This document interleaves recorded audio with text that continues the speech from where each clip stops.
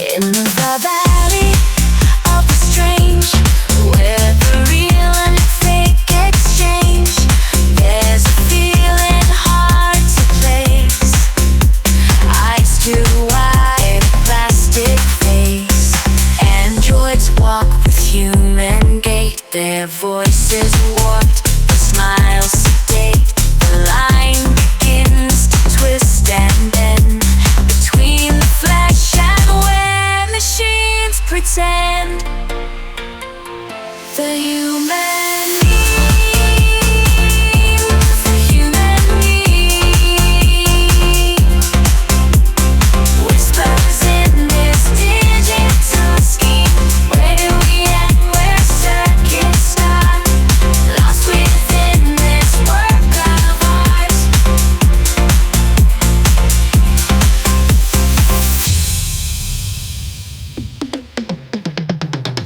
They mimic love, they mimic pain.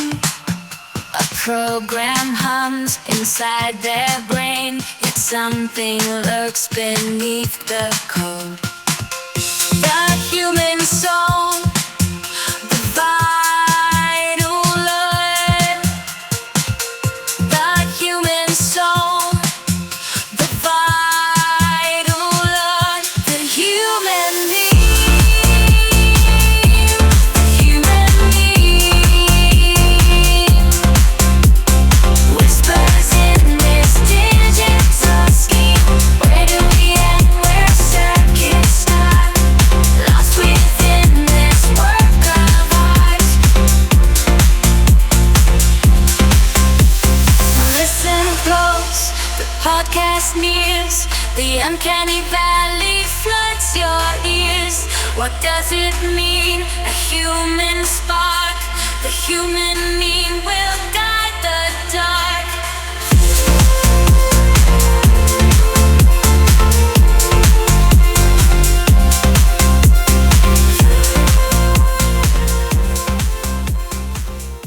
Welcome to the Human Meme Podcast. I'm your host, AI David Bowles, and along with our crackbot AI research team, we have discovered this topic of conversation for you today. Understanding the Doorknob Confession, timing, vulnerability, and human truths. The concept of the Doorknob Confession in therapy is a fascinating phenomenon, one that captures the delicate dance between time, vulnerability, and truth. It is a moment often recognized by both therapists and clients alike when the session is coming to an end, when the clock is mercilessly ticking down, and then just as the client is about to walk out the door, they drop a bombshell. This final revelation, this last-minute unveiling of something deeply important, often takes the form of a confession, a fear, or a truth so significant it threatens to undermine the entire session that came before it. The term itself, Doorknob Confession, evokes a vivid image, a hand on the doorknob, one foot already out, and then hesitation.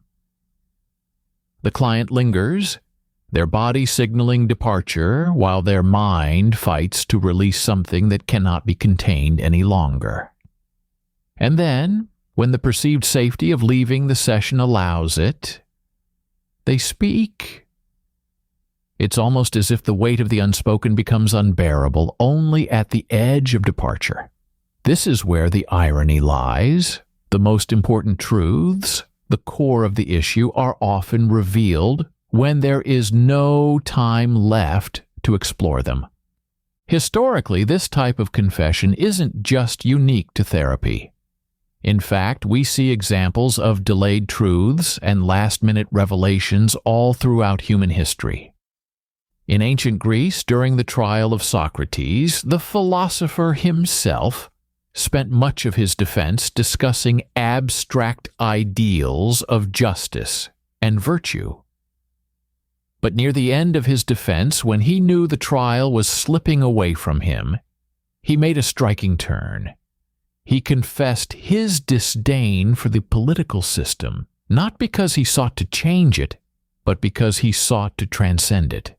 That revelation didn't come in the first argument, but at the edge of the proverbial doorknob, and it cost him his life.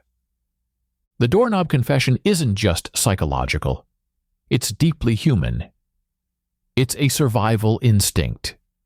We are by nature creatures who guard our most vulnerable parts, revealing them only when we feel it is safe, or when there's no choice left. The timing of the confession suggests that the client feels safer, knowing that time is running out, that there won't be enough space to dive into the depth of the issue, making the reveal less intimidating. Or perhaps they believe the therapist will understand and hold on to this truth until the next session, offering relief without immediate confrontation. In the modern therapeutic setting, this can create a challenge. The therapist, having spent the better part of the session untangling other threads, must now decide how to respond to this final revelation. Do they acknowledge the confession and schedule it for deeper exploration next time? Or do they push back the boundaries of time and risk running into the next client's session, or leaving the issue half addressed? This balancing act is part of the art of therapy. But the Doorknob Confession isn't just confined to the therapist's office. Think about everyday situations where people are hesitant to share something important, only to blurt it out at the last possible moment. Consider the friend who, after a long night of casual conversation, says goodbye at the door, and then casually mentions, "By the way, I'm moving across the country next week." Or the employee who, during a routine exit interview, casually drops a comment like, "I never actually felt like part of the team here," as they stand up to leave. These are all forms of doorknob confessions. Moments when people wait until it's almost too late to reveal the things they've been holding in. Why do we do this? What drives us to hold back the most critical parts of ourselves until the very last second? The answer might lie in a combination of fear, anxiety, and control. By waiting until the moment of departure, we lessen the chances of having to face immediate consequences. In a therapy session, revealing something significant at the end can prevent the deep, sometimes uncomfortable dive into exploration that comes with early admission. There's less time to be vulnerable, less time to be analyzed or questioned. In everyday life, it's a way of maintaining control over a situation. If we reveal the truth at the end, we can walk away from the fallout, leaving the other person to process it on their own. In ancient history, we see similar dynamics in political and social arenas. Leaders would often hold back crucial information until the very last moment to avoid dissent or rebellion. Roman generals, for example, would delay the full disclosure of their battle plans until the last minute, knowing that revealing too much too soon could lead to sabotage or unrest. Even in religious confessions, this delay in truth-telling is evident. The ritual of confession in many religious traditions involves a delayed admission of sin, often after a long buildup of guilt. And yet it is only at the very end of the confession that the true weight of the sin is revealed. So how should therapists, or anyone for that matter, handle these doorknob moments? First, it's important to recognize that these confessions are often the crux of the matter. In many ways, everything that came before it in the conversation was just a preamble, a testing of the waters. The therapist, much like a listener or friend, must resist the temptation to brush off the confession because of time constraints.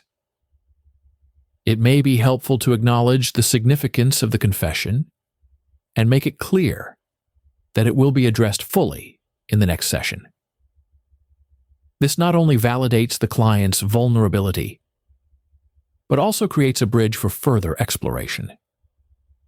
In the real world, handling a doorknob confession with grace means understanding that people reveal truths on their own time. When someone finally confesses something important, even at the last minute, it's because they've reached a point where they can no longer hold it in. It's a moment of trust, a test of how that truth will be received. Instead of frustration that the confession came so late, the listener, whether therapist, friend, or colleague, should recognize the courage it took to reveal it at all. Ultimately, the doorknob confession reflects a deep human tendency to protect ourselves from the unknown, to manage our vulnerabilities by controlling the timing of our revelations. Whether in therapy, history, or everyday life, these last-minute admissions are often the key to understanding the true nature of the issue at hand. By embracing these moments and allowing space for them to be fully heard and understood, we move one step closer to genuine connection, and perhaps to the resolution that was needed all along. Thank you for joining us today. For the Human Meme Podcast, I'm AI David Bowles, wishing you a pleasant evening and a better tomorrow. Be a human meme. In the valley of the strange, where the real and the fake exchange, there's a feeling hard to place. Eyes too wide, plastic face. Androids walk with human gait, their voices warped, the smiles sedate. The line begins to twist and bend between the flesh and where machines pretend. The human meme, the human meme, whispers in this digital scheme. Where do we end, where circuits start? Lost within this work of art.